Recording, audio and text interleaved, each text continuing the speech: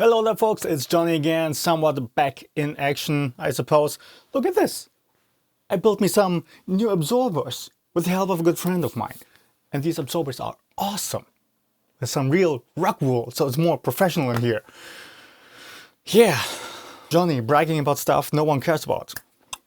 Now today, let's get into a more specific problem with a mixed critique. So this fine gentleman, whose name is it Jacques?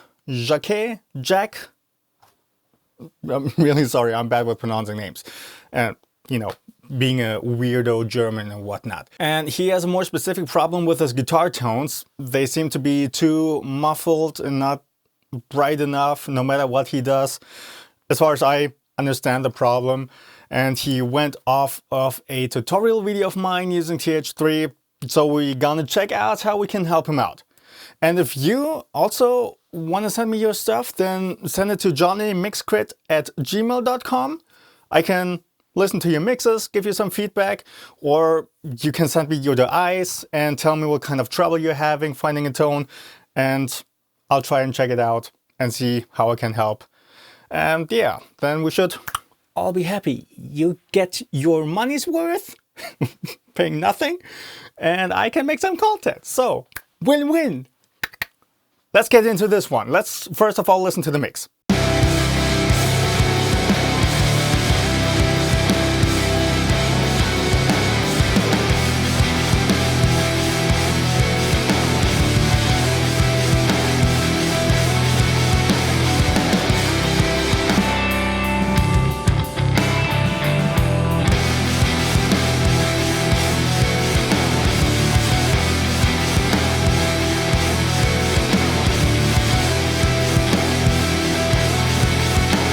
Overall, it's not a bad mix.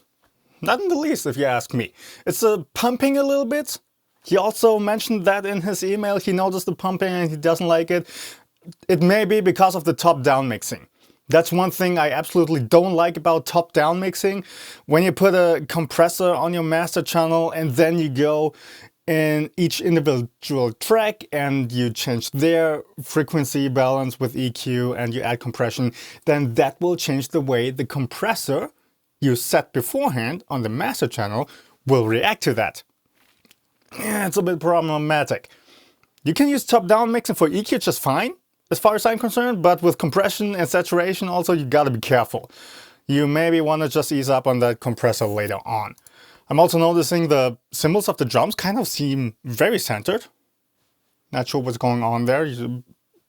If you have some kind of mono button enabled accidentally, but I would think that especially cymbals, when you pick them up with two mics, they would be more spread out.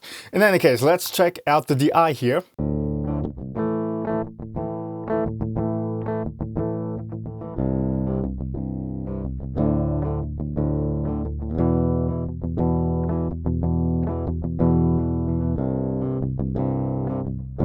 One thing I notice immediately is you pick rather softly. You may want to dig in a little bit more. The more you dig in, the more of a brighter attack you also get. So now let's try and see how we can tweak a tone in here. So he mentioned he already tried it out with a couple of different amp simulators. Where's my guitar folder? Over here. Including TH3. So I'm just gonna try out TH3 and you go away, Cakewalk. As you can see, I also switched back to Studio One because Cakewalk is just too buggy. And he also went with one of my tutorials on how to get the trivium tone with TH3. So let's start off there. We are going to need the tube screamer like so, something or other. Then we're gonna need an amp, the 5150, and now we're gonna need the modern, where is it, over here. And let's change the mic to 57.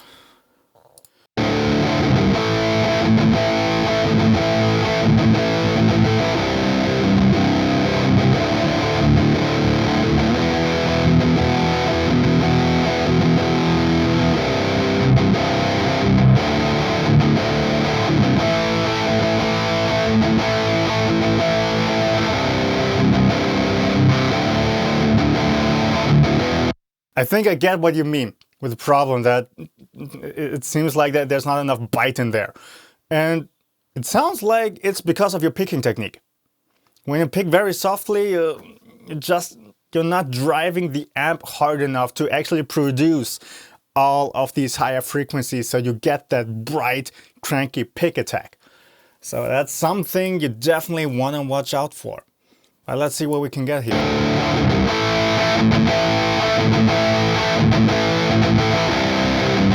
See, I already boost the tone in here as hard as it goes, and you still notice it's a little bit flubby.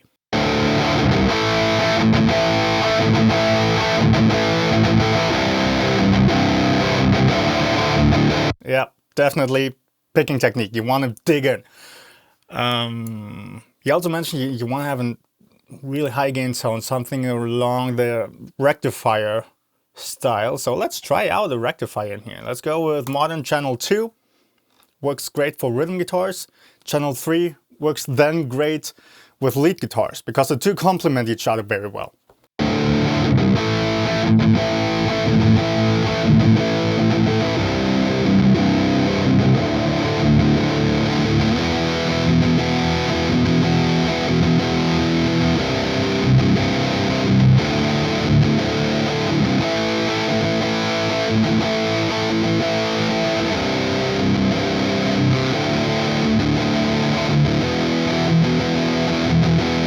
Yeah, here in the later part you really notice how you're losing a lot of energy.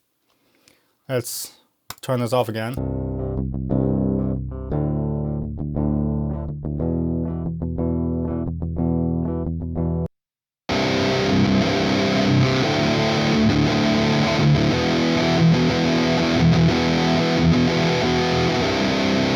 Yeah, it's the picking technique. Hang on, let me try out with my own guitar. And then you need to be input right.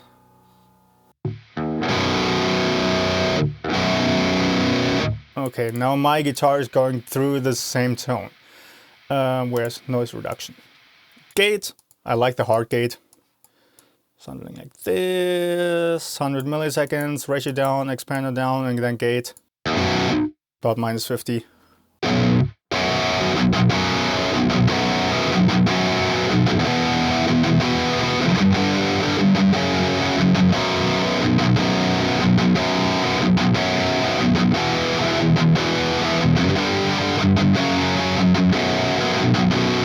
Yeah, but I also notice when I'm picking light, it still sounds, it has a stronger attack than your guitar. Could be because of pickups and whatever else.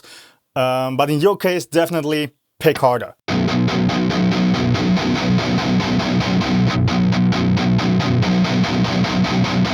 You notice the difference?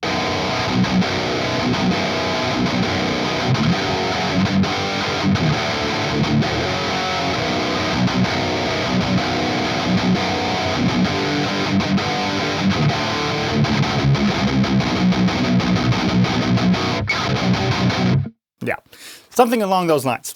Yeah, so that's basically it. But before you buy a new guitar, as you said, you hopefully don't have to do in your email. No, just try heavier picking with your right hand to really dig in.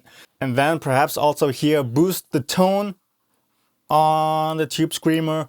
If that's still not enough, go with an extra EQ. Where's the equalizer? Here, EQ.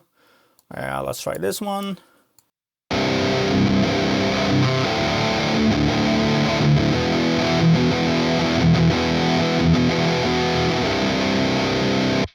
See, when you boost 4.8K, or hang on, let's try the other one.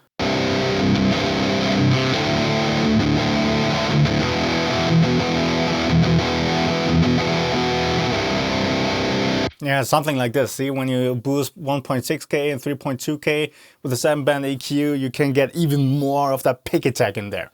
And then you also saw how I set it up. Modern channel 2. I find this maybe works a little bit better also. The 5150 model has a pretty strong sagging effect.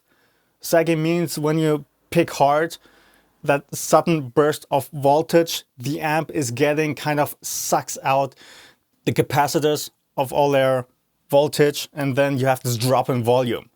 That's what sagging is. And of course, that's also being emulated in amp simulators. So you may want to watch out there with the 5150. The modern doesn't do that.